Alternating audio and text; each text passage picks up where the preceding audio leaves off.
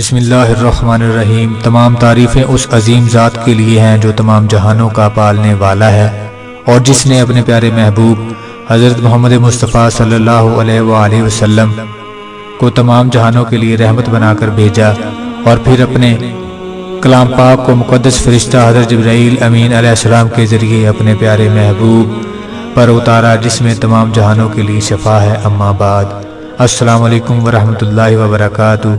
میرے پیارے بھائیوں اور میری پیاری بہنوں، میں آپ سب کو اپنے چینل تقدیر بدلتی ہے میں خوش آمدید کہتا ہوں۔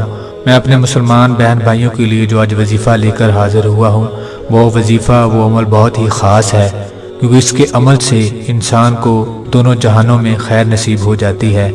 وظیفے کے بارے میں جاننے کے لیے میری اس ویڈیو کو اینڈ تک مکمل دیکھیں۔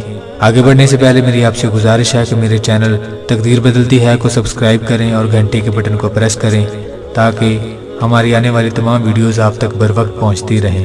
حضرت بریدہ اسلمہ رضی اللہ تعالی عنہ کو آپ صلی اللہ علیہ وآلہ وسلم نے فرمایا کہ اے بریدہ، جس کے ساتھ اللہ پاک خیر کا ارادہ فرماتا ہے، اس کو مندرجہ ذیل کلمات سکھا دیتا ہے۔ وہ کلمات یہ ہیں، ترجمہ: اے اللہ، میں کمزور ہوں، مجھے اپنی رضا سے مضبوط کر دیجئے، مجھے میری پریشانی سے پکڑ کر خیر کی طرف لے جائیے، میری رضا کی منتہا اسلام کو بنائیے۔ اے اللہ، میں کمزور ہوں، مجھے مضبوط کر دیجئے، میں ذلیل ہوں، مجھے باعزت کر دیجئے۔ اے ارحم الراحمین، میں تیرا محتاج و فقیر ہوں۔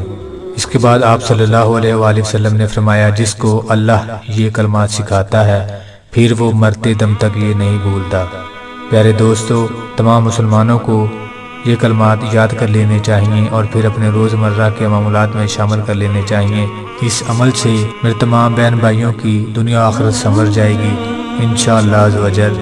اللہ تعالیٰ تمام مسلمان بھائیوں اور بہنوں کو اس پر عمل کرنے کی توفیق نصیب فرمائے۔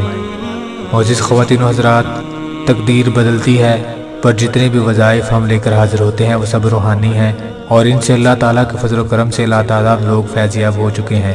اس لیے ان وظائف سے فیض یاب ہونے کے لیے ضروری ہے کہ پہلے تو آپ اپنے گناہوں سے توبہ کریں اور صوم و صلات کی پابندی کریں، جھوٹ غیبت سے اجتناب کریں، غیر شرعی غیر ضروری کاموں سے مکمل پرہیز کریں، پھر ان وظائف کو عمل میں لائیں۔